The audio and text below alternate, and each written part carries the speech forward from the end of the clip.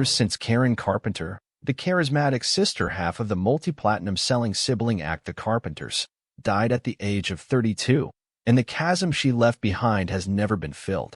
A virtuosic drummer with a sweet, melancholic singing voice, she and brother Richard Carpenter conquered the easy-listening charts with melodically sophisticated hits like Superstar and We've Only Just Begun.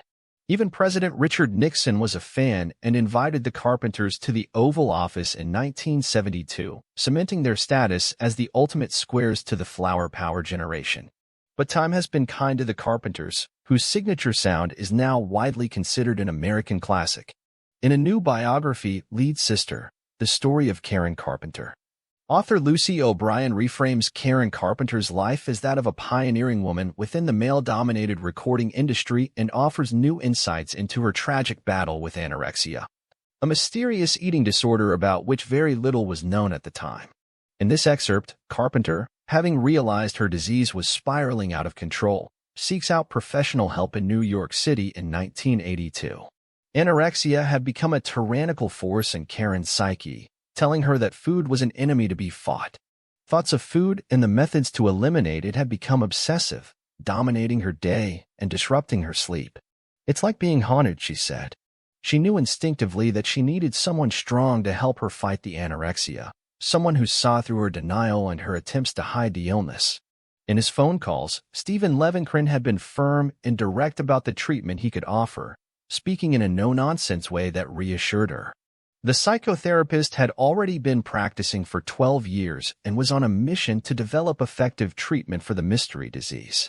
Describing himself as a nurture and authoritative psychotherapist, Levenkrin's approach was controversial. With his treatment, Karen would be dependent on him in order to override the authority of the disease until she established her own separate identity. He would become a father figure, guiding and navigating her through the process. Suspicious of Levenkrin, Karen's family thought she would have been better off being fixed by a Beverly Hills doctor, but that hadn't worked for her, and she was ready to try something more radical. In January 1982, Karen flew to New York and moved into a two-bedroom suite in the City Regency Hotel near Central Park, taking along 22 suitcases of matching clothes and shoes. Karen Achuji, aka singer Karen Ramone, moved into the second bedroom as a source of support and companionship for the duration of her stay. Carpenter had invested a lot in this treatment.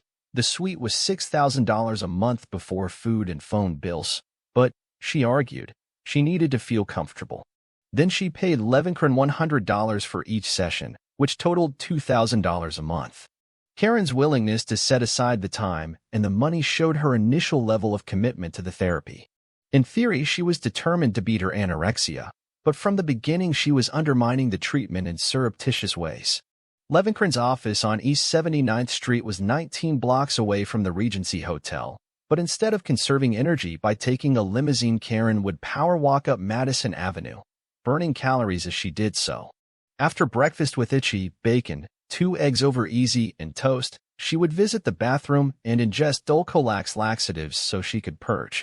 And in the suite, she found it hard to relax, standing and continually moving about in order to lose weight.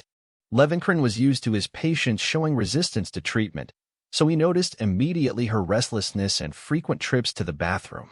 Her compulsive behaviors had developed over time, so he knew it would take a while to dislodge them.